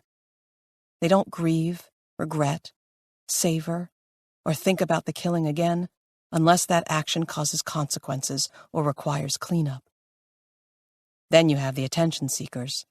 They enjoy the power rush that comes from killing and want the media splash, the tearful families, the fear.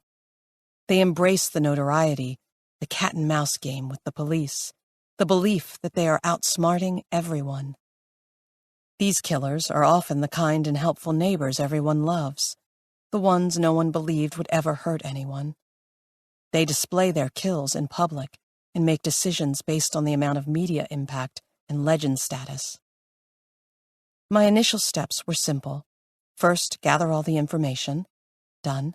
Then, establish the common characteristics and details of the killings. There were a lot of commonalities, especially in the victim category. As I went through each file, I wrote details and pinned photos into the columns, building a sea of neat, white fonts and images. The victims were practically cookie-cutter in nature. 7 high school seniors, all athletic, with thin builds and moderate muscle tone. Handsome and Caucasian. They were all popular, wealthy, and well-liked, the studs of their respective high schools. As far as criminal profiles were concerned, these were low-risk victims who lived in safe areas and didn't engage in dangerous activities. These weren't the hazers or assholes of their schools. They didn't deal drugs on the side, weren't active in gangs, and had few to no enemies. Each was taken from a different school, which indicated planning. The killer had probably stalked the victims prior to the kidnappings and carefully selected each from his peers. I scanned over all the information. It looked organized, until you read it all and realized how disjointed it sounded. Still, I was making progress. I had done a superficial sweep and was now doing a deep dive of each kill in chronological order. I was on the 3rd boy, and patterns were beginning to emerge. I took a long sip of tea and stared at an image of Travis Patterson, victim number 2.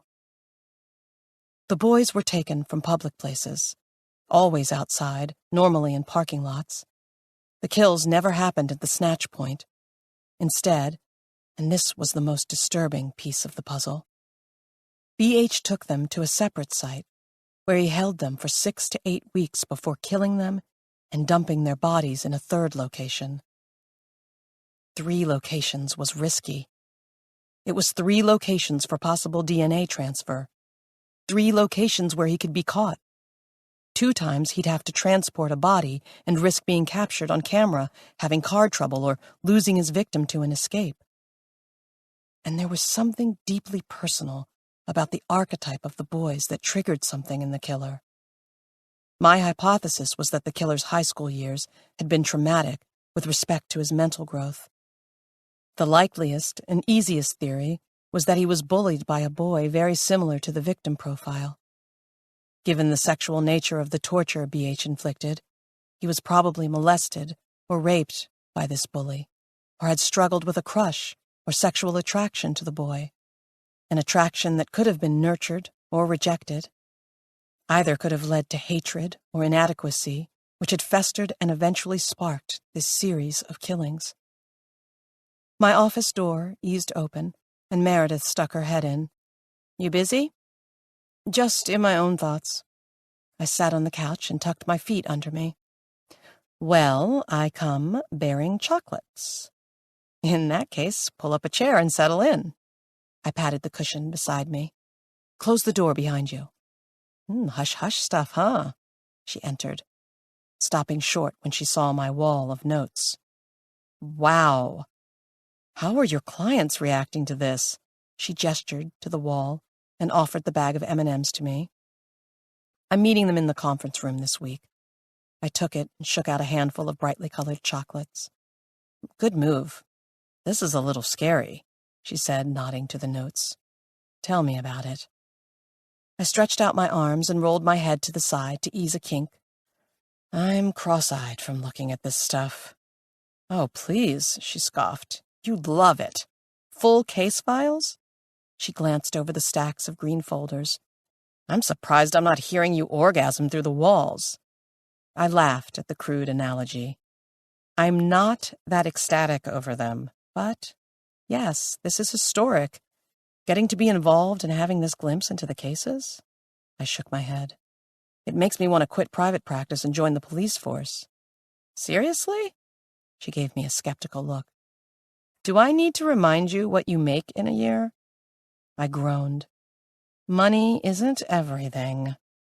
"Oh," I yielded. "Yes, you're right. I said it was tempting, not a serious possibility." "You're in the right place," she said. "Being hired by counsel is the best of both worlds." She studied the wall. "What's the crime scene column?" "Everything I know from the evidence and autopsies. Normally, it wouldn't be so much, but in this case, the autopsies are giving us a timeline of the boy's captivity." "What do you mean?" I leaned forward and snagged Noah Watkins' file from the stack. "Here." I paused. "Have you eaten lunch?" "Just an energy bar, but don't worry." She patted her belly. "Stomach of steel." I opened the file. From drug tests on his hair, we can see that he was exposed to drugs on an almost continual basis during the 8 weeks he was in captivity. Speaking of time, he was held the longest. The killer started shortening the lengths. Either he was growing more anxious for the kill, or he was getting whatever he wanted sooner. Jesus. She reached over and pulled the crime scene photo of Noah. "This is how they're all found?" Yeah. I looked away, still not conditioned to see the humiliating position of Noah's body, one designed for maximum visual impact. "He's the same with every kill?" "Pretty much. Body spread-eagled, the genitals removed, a heart carved into his chest." I tucked a lock of hair behind my ear. "And there's always a pinky finger missing. Sometimes other digits too, but always a pinky." "So why isn't he called the pinky finger killer?" Meredith asked. "It's a detail they've intentionally kept from the media." She absorbed the information. "So the guy keeps a finger and his penis?" I shook my head. "The genitals are always somewhere else on the scene, discarded, as if they've just been dropped without thought." "Ouch." She handed back the photo. "What does that mean?" "You're the sex therapist, you tell me." "Are the mutilations done while the boy is still alive?" The amputations are post-death. The heart carving, that's done while they're alive. And how do they die? Strangulation. The deaths show a bit of mercy, though it's a little late, given everything else the victims have been through. I walked her through the roadmap of torture on the bodies. Cigarette burns, bruises, anal tears that indicated penetration, handcuffs and restraint marks. She frowned. How sexually experienced were the victims before they were taken? I paused. I don't know. I haven't seen a mention of that in the files I've gone through so far. Why? She shook her head. I don't know, just wondering if it's part of the pattern. It's worth looking into. I returned my attention to the board. Any other insights? She let out a breath. Genital mutilation post-death, torture and anal penetration during an extended period of captivity. I don't know. I'd be really curious to see what the escaped kid... Seth? Scott? Scott Harden. She nodded. You need to see what he says. Was the abductor molding him? Nurturing him? Was there aftercare? Wait. She shook her head regretfully. What? I forgot that you've been hired by the defense. You can't cherry-pick what you use from Scott's testimony. If he fingered this guy as the killer and your guy is saying he's innocent, then why does it matter what else Scott says? He's either credible and your guy is guilty, or he's not credible and it's a waste of time to listen to him.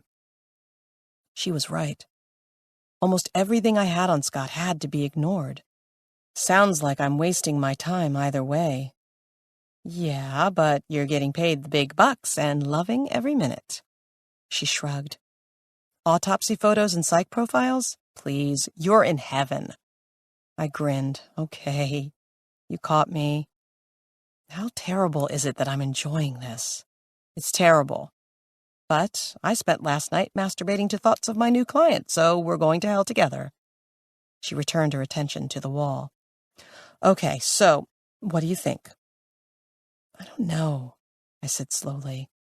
Whoever this is, he's got enough issues for 3 people.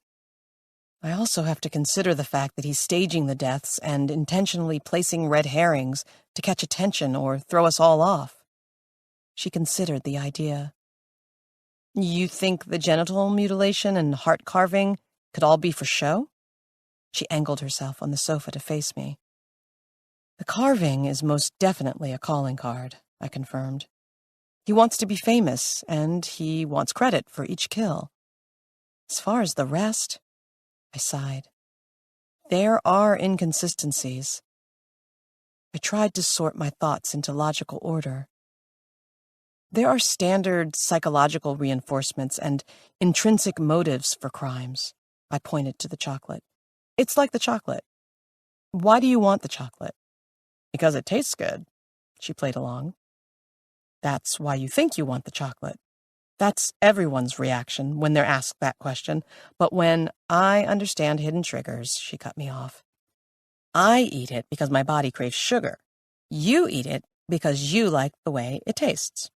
Jacob eats it because putting something in his mouth is a habit, and my mother eats it because her anxiety requires dopamine. Right, I confirmed. Well, people kill for different reasons. Mostly pleasure, but varied types of pleasure. The duration of captivity reeks of a control-oriented type. Someone who derives enjoyment from exerting their dominance over the victim. The bindings, the rape, the naked bodies. It sounds sexual, but it's more about making the victim feel helpless, which causes the killer to feel more in control. I'm missing the chocolate connection. I'm getting there. With the BH kills, the death itself is almost merciful, quick, strangling them until they black out and die. The means to the end versus a pleasurable activity. I eat chocolate because I'm hungry, and I like the taste of it better than my second option. I nodded to the granola bar sitting half-eaten on the side table. They kill because they like the idea of it more than the alternative. But In the timeline of all this, I waved my hand around the sea of files, notes, and images. The death is short and quick, almost a non-event. There is little, if any, pleasure in that specific act, which leads me to assume that the trigger is that they're bored of the victim and ready to move on to the next stage, the body staging and the media attention. Or maybe they're just an asshole, she smiled. I ignored the comment. The death event changed with the last kill. While the others were quick and kind, Gabe Kavin's was not. Her smile dropped. What do you mean? I leaned forward. The first 5, strangled. But Gabe Kavin, though he did die of asphyxiation, wasn't strangled. What? Drowned? Waterboarded. She flinched. Like CIA-type waterboarding? Yes. It's an extremely painful way to die. Long, probably slow. So? Why? I looked across the room, studying the wall, his photo tacked beside Noah Watkins. What made Gabe Kavin different? A loud rap sounded on my door, and we both jumped at the sound. It eased open, and Jacob stuck his head inside.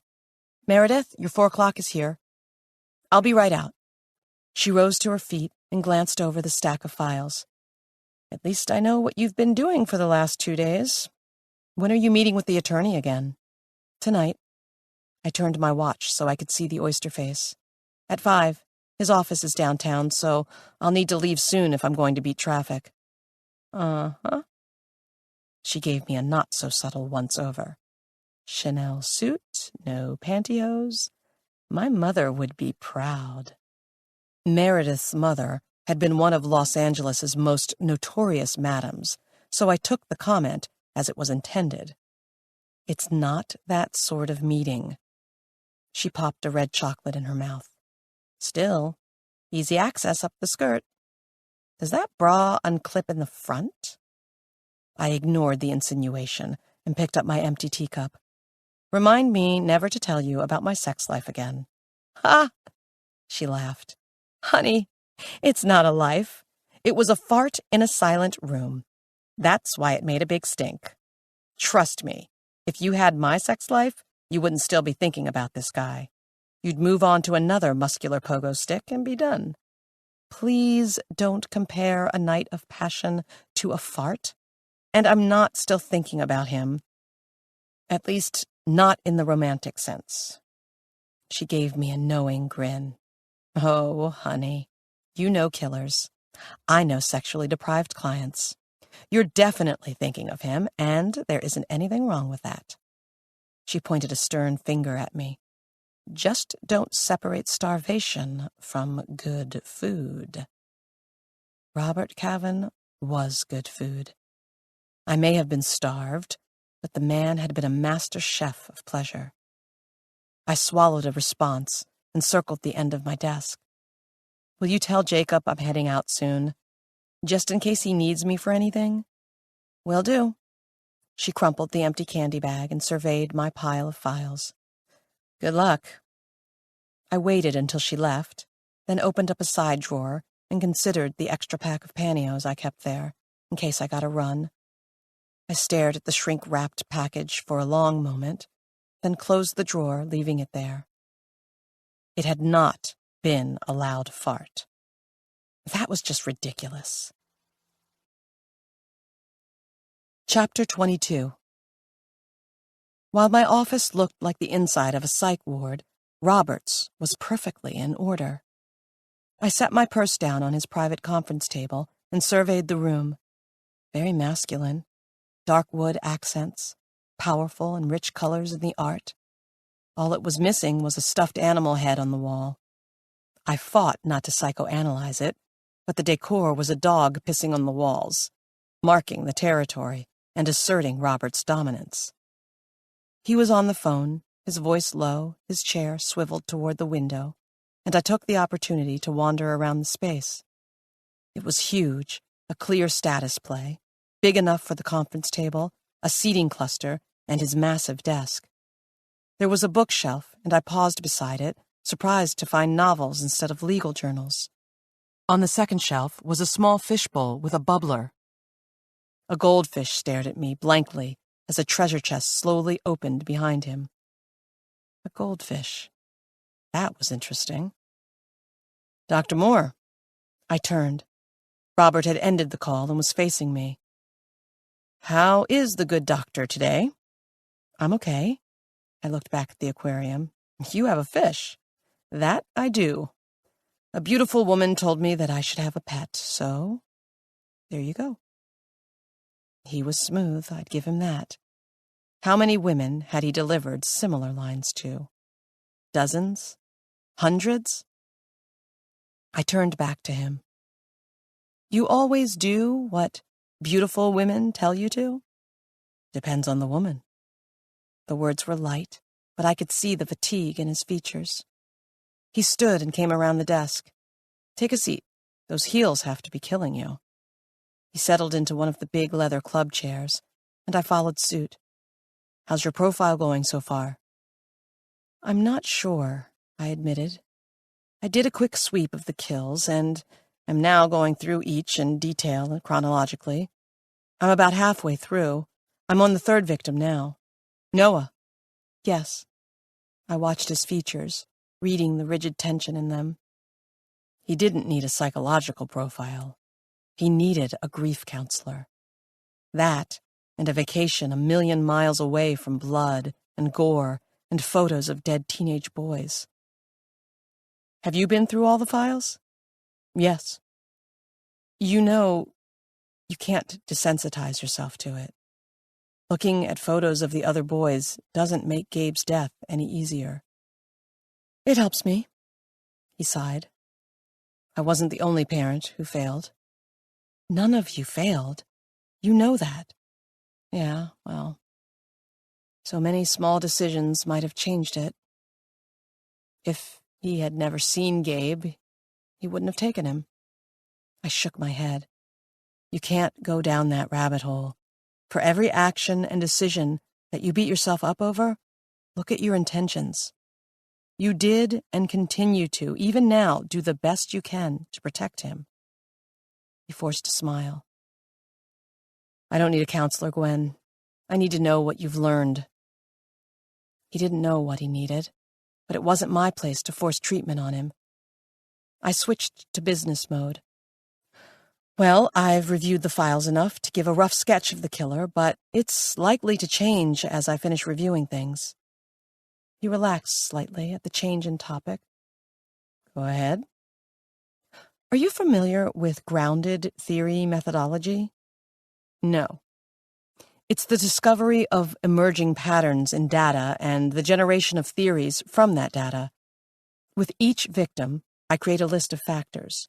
Factors about the victim, the circumstances, the kill, and the treatment of the victim from the moment of capture to the moment of death. Also, the disposal of the body. I watched him carefully, wondering if I needed to be more sensitive with my language. He nodded, his brows pinching together in interest, and I continued on. Once I have exhaustive lists on each crime, I can find the commonalities among them and establish patterns, both in the killer's consistencies, but also his inconsistencies. Is he changing his MO of victims? Growing older or younger in age, more innocent or less in experience? I shrugged. So far, these victims are eerily similar. That's the pattern, and it points strongly to the killer personifying either himself at a younger age or someone in his past. Which is more likely? Someone in his past, I said immediately. Most likely someone who hurt him in a very traumatic way. Given the length of the victim's captivity, the abuse was probably extended. It could have lasted for years. Okay. What else? He asked. The crime scenes are staged and extremely clean. No fingerprints, DNA, tire tracks, or evidence. They're clearly planned and executed in careful fashion. Between that and the preparation of the body, We're dealing with a very detailed and organized individual. Someone who is patient and who enjoys mental mind games. The killers who display their victims are seeking attention from the onset and probably planned the series of murders from the beginning. They are very proud of their kills, proud of their intellect, and confident in their ability to evade the police. I paused. Even without finishing the research, I'm confident in those aspects of the killer. He gave a dismissive nod, unimpressed. Okay, so? A cocky, organized individual who likes mental mind games. You just described half of this floor, including me. Tell me there's more. The next part required me to go into the murder details. It would be a light dip, but I was very aware of the fact that I was dealing with a grieving father. I'm considering the possibility that the killer is bisexual or gay, but is living life as a straight man, and he feels deep shame and self-loathing over his orientation. You're basing that on the sexual activity with the victims? Robert didn't flinch at the question, but he also couched it as sexual activity versus rape, which was an emotional tell in itself. Yes. I hesitated. What was Gabe's sexual orientation? His brow furrowed. Straight. Are you sure? He shifted in his chair, his annoyance flaring, and I could see the moment he intentionally calmed himself. It was impressive, a complete shuddering of emotion. If I could package the action and teach it to my clients, I'd be hailed as a genius. And again, such emotional control wasn't particularly healthy. A quick burst of steam kept a kettle from boiling over. He folded one hand over the other. Why are you asking? If all the victims were gay or had homosexual potential, it would tell us a lot about BH and why he selected those boys in particular. I paused. And also, I'm trying to figure out why Gabe's death was different from the others. He rubbed his index fingers over his mouth, then straightened in his seat. You're talking about the dry drowning? Yes. I wanted to apologize, hated the path of the conversation, but he started this journey. If he was going to represent Thompson, there were going to be a lot more of these discussions in his future. It's a significant ramp up in aggression, much more violent and painful, more emotion-fueled. It indicates a loss of control. The question is, why? Why Gabe? Well, it wasn't because Gabe was gay, Robert said wryly.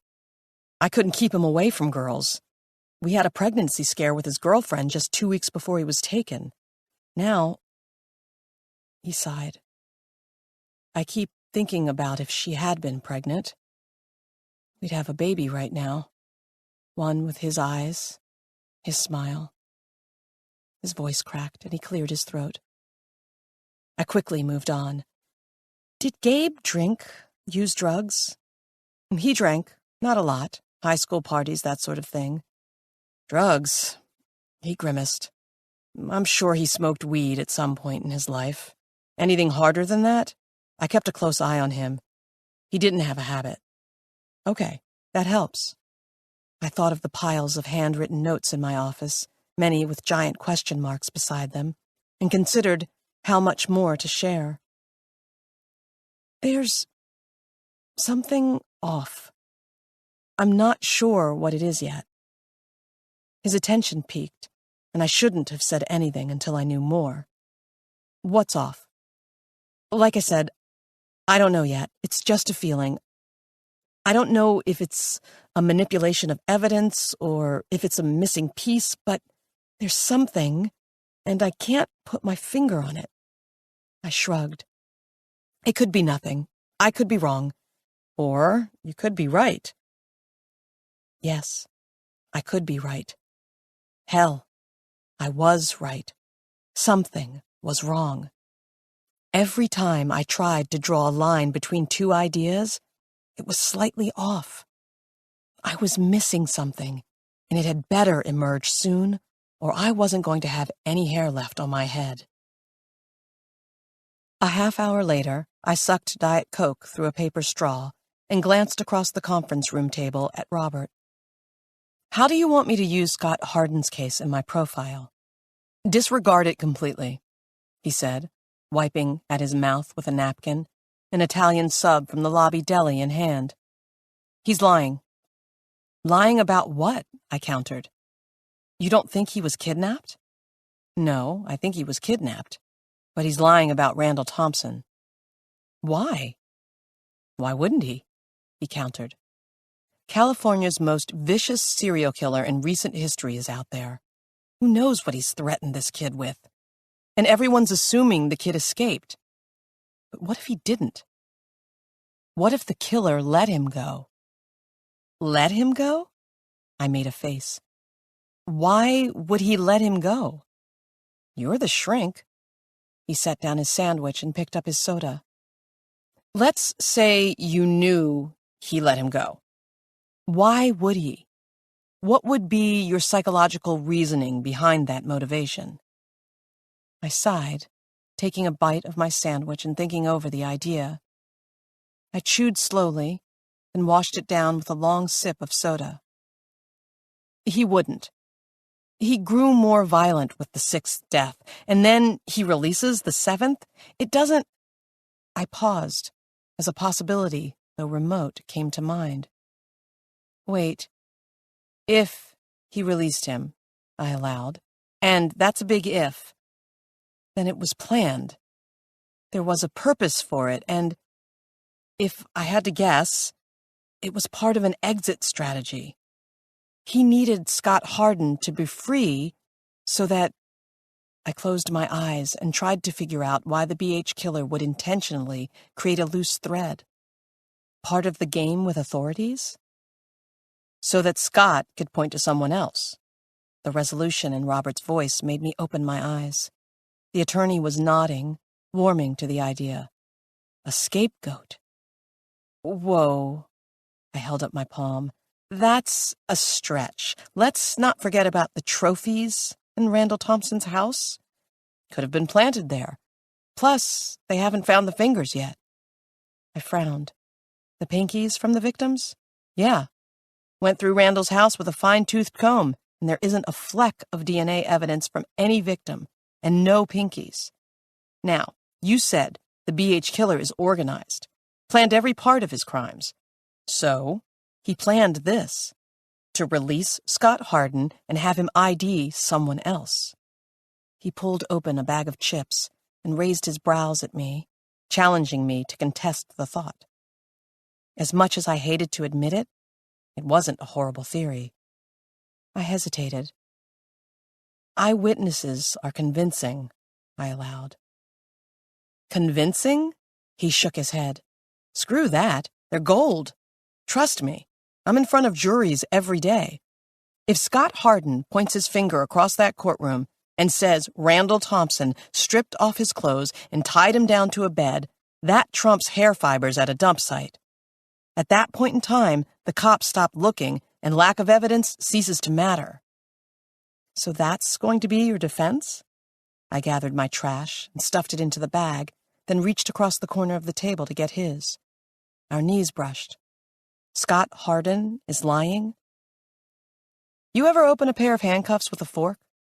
"No," I replied. "Have you?" "No one has. It's impossible." He held up his hand. "Okay, not impossible, but you aren't going to do it one-handed. And look at the autopsy photos. Rope burns, not handcuffs. These boys were spread out on the bed, not chained to radiators with their hands in close proximity." "It's a stretch," I argued. "You're making a lot of stretches." "Gwen." His use of my name caught my attention and held it. "What if I'm right?" If he was right, then this killer was still out there, laughing at us, free, while Scott Hardin ate up the press, and Randall Thompson was locked away in solitary confinement. It was a sobering and terrifying thought, because he was correct about one thing. The cops weren't out looking right now. They were sitting back and congratulating themselves on a case well solved. If you're wrong, and you get Randall Thompson off, then what? I'm not wrong. He met my eyes, and for a moment, I saw his pain. Raw and unfiltered, the weight of his grief was right there, etched in the hunch of his shoulders and the tight knots in his neck. Maybe he was wrong, but he was a father, and he was hurting, and I couldn't argue with that. Chapter 23. 3 days later, I perched on the counter of the break room and watched Scott Hardin speak into a fuzzy mic with a Channel 27 logo on it. "It's a second chance at life," the 17-year-old said. "It makes me want to be a better person, to deserve the life I've been given." He flashed a smile to the camera, and there was no disputing that the kid was cute. He had all the attributes that would make a teenage girl swoon, which was evidenced by his blooming celebrity. Last night, I checked his social media followers and was shocked to see the number approaching 1 million fans. Jacob let out a boo, then drained his can of Mellow Yellow. "He's such a camera hog. I bet he practices these lines each night in front of the mirror." I didn't disagree, but it seemed wrong to talk crap about the one teenager who had avoided the gruesome end the other 6 had received. "Whether it's cheesy or not, he's right," I pointed out as I dug into a bag of microwave popcorn. "He did escape death. That causes people to approach life in a different way." From her spot at the table, Meredith looked up from her phone. "Have you noticed he never really says anything in these interviews?" I had. In the last day, I'd watched every television and radio piece I could find of him, and Meredith was right. He skimmed over his time in captivity and said little to nothing about the man who had supposedly held him prisoner. The interviewer continued. "How much interaction did you have with Randall Thompson prior to him kidnapping you?" "Mr. Hardin won't be speaking on that." Juan Melendez, Scott Hardin's attorney, stepped forward, and Jacob let out another boo. I grinned, appreciating the light-hearted moment after a day spent in the death files. I'd made it through the 4th victim, then had to take a break. It was all so incredibly sad. 6 smart and talented lives taken. 6 families, parents, siblings, grandparents, whose lives were irrevocably destroyed. And all for what? One sick individual's twisted pleasure. Was that one person Randall Thompson? I was dying to research him, to see if he fit my profile so far, but I'd behaved. I couldn't have his reality alter my analysis, so I was mentally compartmentalizing what I already knew about the man and locking it away for later. "I don't get the media tour," Meredith mused. "He's on TV every time I turn it on. Shouldn't he be at home with his parents?"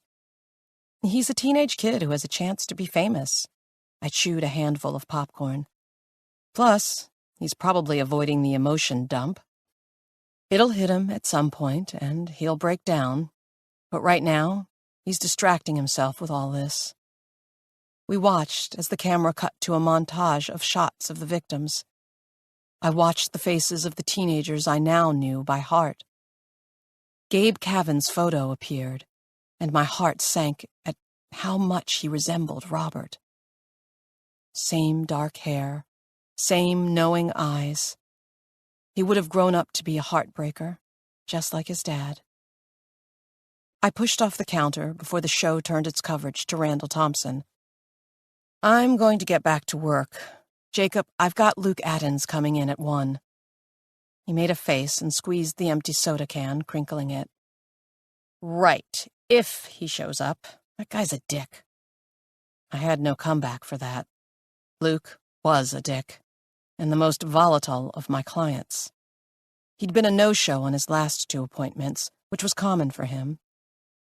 He'd be regular for a while, then go out of town or miss appointments for a month, then pop back up as if everything was fine. I didn't mind. His appointments were exhausting, and he paid the no-show invoices without complaint. I'd made just as much in penalties as I'd made in billable time. Well, he called me this morning, so I'm expecting him to come in. His early morning call had been textbook Luke, terse and demanding. 30 seconds, in which he'd barked at me to tell him his appointment time, then abruptly hung up. "You're meeting him in the conference room, right?" "Yeah." I stuffed the bag of popcorn into the trash and downed the remaining swallow of soda. Meredith grunted out a goodbye, her attention still on the television. Luke Addins sat in front of me in bright red pants and a paisley print silk shirt. He was a walking contradiction, and if I ever had to create a psychological profile on him, it would involve a lot of question marks and blank lines.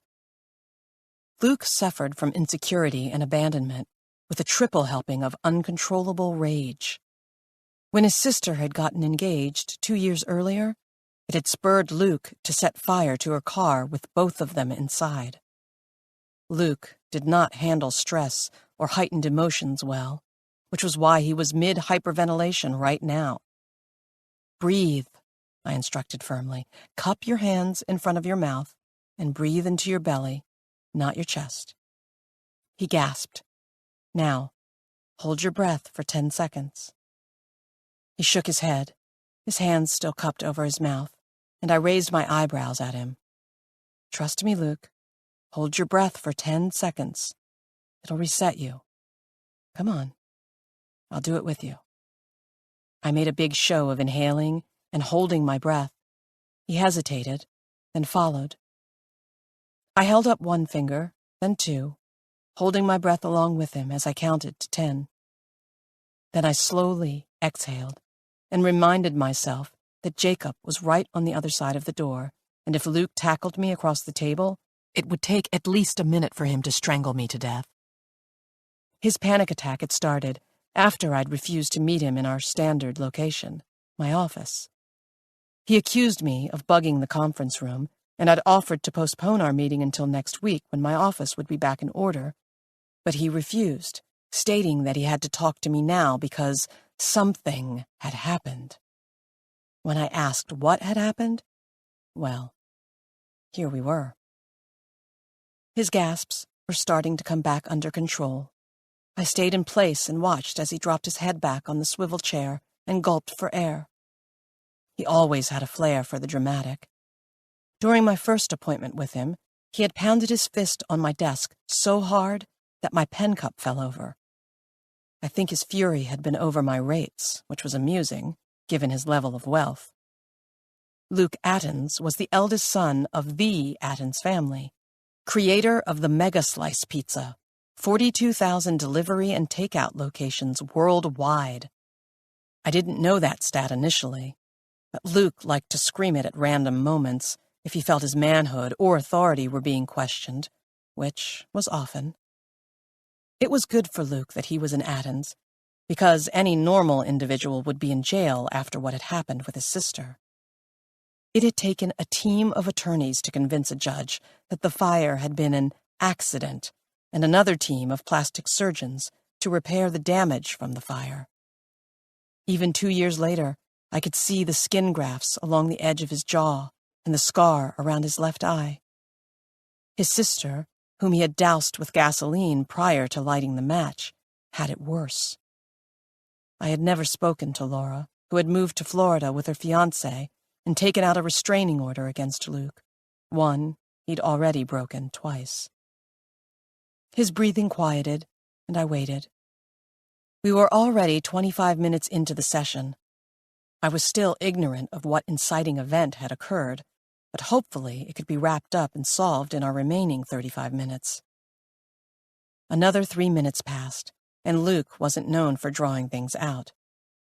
Any minute, and he would, "You know the serial killer that was caught?" I looped my fingers together. "Yes? What's your take on it?" I chose my next words carefully. "I don't have a take. He's in custody." "He a client of yours?" His breathing was starting to get more labored, his eyes widening, and he was losing control. This wasn't good, and it especially wasn't good with someone like Luke. No, he wasn't a client of mine, and still isn't, I told myself. I was hired by Robert, not Randall.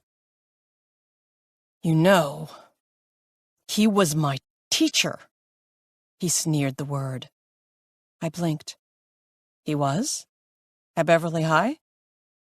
That wasn't a huge surprise. All the rich kids went to Beverly High or Montbriar. Luke was a decade older than Scott, but Randall Thompson had taught science there for almost 20 years. Luke rose from his seat and moved toward me. I glanced through the glass walls of the conference room to find Jacob watching us. I held his gaze for a moment, then returned my attention to Luke. He stopped before me, the buckle of his belt scraping against the conference room table as he leaned in so close that I could smell the stale odor of his breath. The receptionist said his name. So, is he your patient? He hissed, and spittle from his mouth peppered my jaw. Maybe I should have just let this guy hyperventilate to death. Luke, you need to step away from me, I said calmly. That pervert, he said coldly. The door to the conference room swung open. Everything okay? Jacob asked. Luke turned toward him, and I took the opportunity to roll my seat back and stand. In my peripheral vision, I saw Luke's hands balled into fists. Escalation had begun, and while I didn't think he would hurt me, Jacob was a different story. Luke, let's finish this up another day. I walked around the end of the table, keeping it between me and Luke, as I all but shoved Jacob into the hall. I glanced back at Luke and gave my best calm and comforting smile. Call me if you need to continue this session today. You have my cell number, Luke. An angry breath hissed through his lips, and I was reminded of the press coverage after the car fire, the video of his sister screaming out from the stretcher. I turned and walked straight through the reception area, beelining for Meredith's office and motioning Jacob along with me. She was on the phone, and I closed her door behind us and locked it. She immediately ended the call. What's wrong? Potentially nothing. Still, call security and send them up here. She dialed the downstairs desk and relayed the message. I pressed my ear to the door and tried to hear what was happening in the hall. There was a shout, and then a slam of wood. A door. I straightened, my alarm growing as I heard a louder crash. This one hadn't been out in the lobby. It had been on the other side of Meredith's wall. Luke was in my office. Chapter 24. My first concern was for Matthew, our third partner. The tiny psychologist had the physical presence of a field mouse. I hissed at Meredith to call his cell and hoped the man was tucked inside his office, the door locked. Luke shouldn't go after him.